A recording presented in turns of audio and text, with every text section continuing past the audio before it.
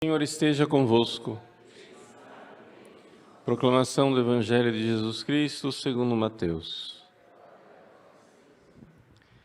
Naquele tempo disse Jesus a seus discípulos: Em vosso caminho anunciai, o reino dos céus está próximo.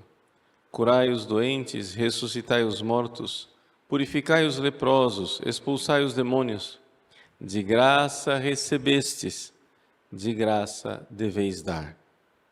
Não leveis ouro nem prata, nem dinheiro nos vossos cintos, nem sacola para o caminho, nem duas túnicas, nem sandálias, nem bastão, porque o operário tem direito ao seu sustento. Em qualquer cidade ou povoado onde entrardes, informai-vos para saber quem ali seja digno. Hospedai-vos com ele até a vossa partida. Ao entrardes numa casa, saudai-a. Se a casa for digna, desça sobre ela a vossa paz. Se ela não for digna, volte para vós a vossa paz. Se alguém não vos receber, nem escutar a vossa palavra, saí daquela casa ou daquela cidade e sacudi a poeira dos vossos pés. Em verdade eu vos digo, as cidades de Sodoma e Gomorra serão tratadas com menos dureza do que aquela cidade no dia do juízo. Palavra da salvação.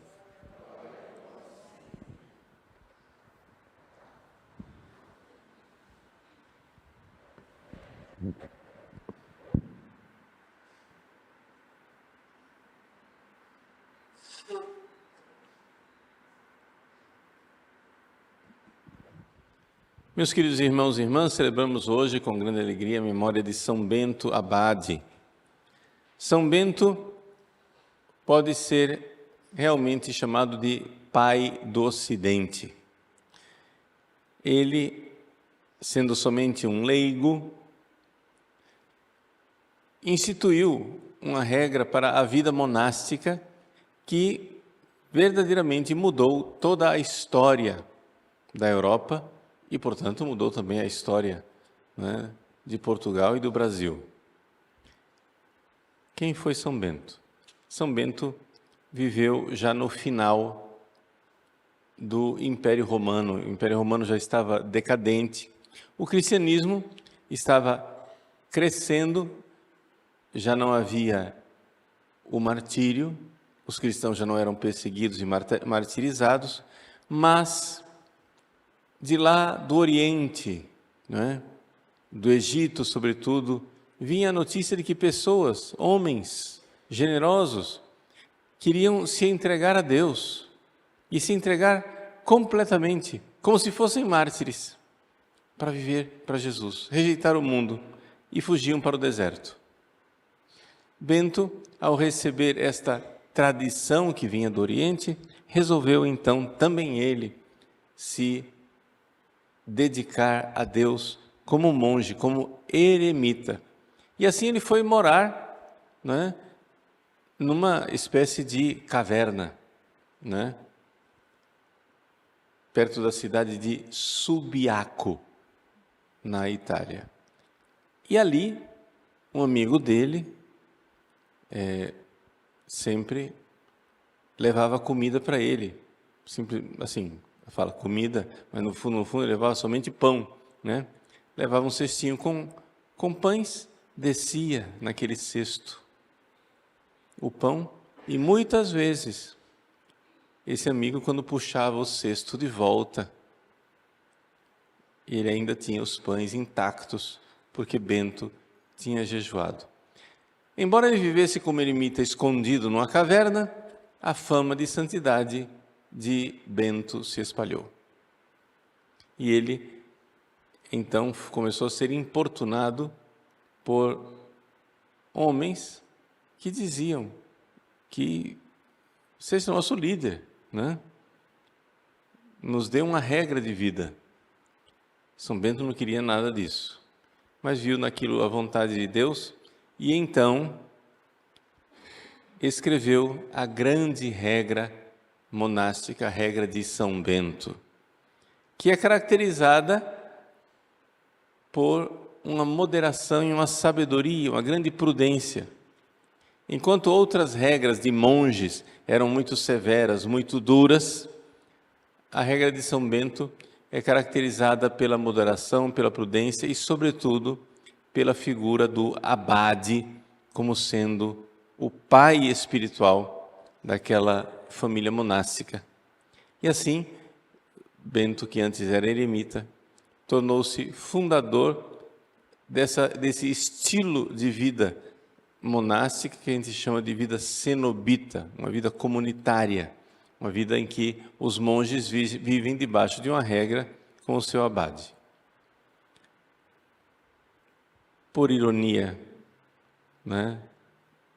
Aqueles mesmos monges que suplicaram e pediram a Bento que deixasse a sua vida de retiro para ser, para eles, o abade, começaram a não suportar a regra que Bento tinha lhes dado. E resolveram, maus monges, resolveram colocar veneno na bebida de Bento para que ele morresse. Vamos nos livrar desse abade miserável que está exigindo de nós conversão e está exigindo de nós mudança de vida. Vejam que coisa irônica. Bento estava lá sozinho na caverna dele, servindo a Deus. Ele não tinha pedido para ninguém ir lá importuná-lo. Os próprios monges vão lá, pedem a ele, nós queremos seguir, nos dê uma regra, nos dê uma regra. Quando Bento finalmente dá a regra, eles querem colocar veneno para matá-lo. Vejam que não é pouca coisa. Você pode ficar revoltado com seu pároco, com seu patrão, né?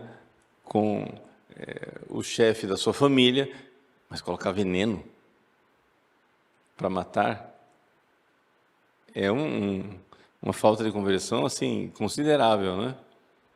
Mas o que acontece é que os monges estavam sendo atormentados pelo demônio.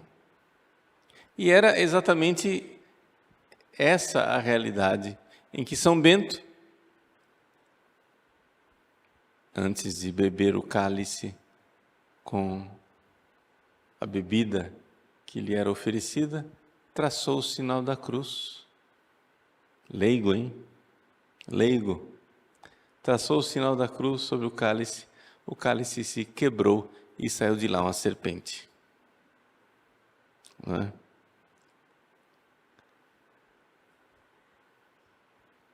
E assim, a vida daqueles que se dedicam a Deus é uma vida de luta espiritual. Aqui São Bento está nos mostrando aquilo que está escrito no livro do Eclesiástico. Meu filho, queres se dedicar a Deus? Prepara-te para a provação. Não pensemos, não nos iludamos que quando nós fazemos nossa decisão por seguir a Deus, nós vamos estar bonzinhos, tranquilos e serenos. Tem gente que tem essa ilusão, né? A pessoa estava na vida de pecado, na vida miserável, e diz, eu vou me converter, vou para Deus porque aí minha vida vai ficar boa. E de fato a vida fica boa, no sentido profundo da palavra. Uma vida que está indo para o céu, uma vida que deixou a maldade e abraçou a bondade. Mas, não nos iludamos, o inferno odeia essas decisões. Então, prepara-te para a provação. São Bento é conhecido, né, exatamente por essa sua luta espiritual, numa luta que salvou muitos. Através da sua regra, literalmente milhares de mosteiros, espalhados por toda a Europa e depois pelo mundo, foram um caminho de salvação para os monges e para toda a população que estava ao redor. Os mosteiros beneditinos foram como que uma rocha firme no meio da Europa, atormentada pelos bárbaros, pela má evangelização. Os mosteiros foram a rocha firme que foi conduzir as pessoas para o Evangelho, para a conversão, para a vida com Deus, nessa luta, nessa batalha espiritual. Muitos gostam de carregar a medalha de São Bento, uma medalha que contém exatamente um exorcismo. Ela ficou muito famosa porque, como sacramental, é um sacramental bastante eficaz na luta contra os tormentos e as insídias do demônio. Não é? Nessa medalha está escrita, não é? Crux Sancti Patris Benedicti.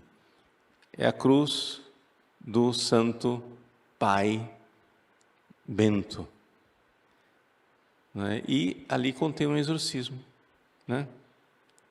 Que muitos gostam de recitar. Vade retro Satana, non consuade mi vana. Afasta-te, Satanás, né? Não me seduzas com as coisas vãs. Sunt mala quelibas, são más as coisas que tu desejas, mas que apetece ao demônio, né? Ipse venena bibas, bebe tu mesmo os teus venenos.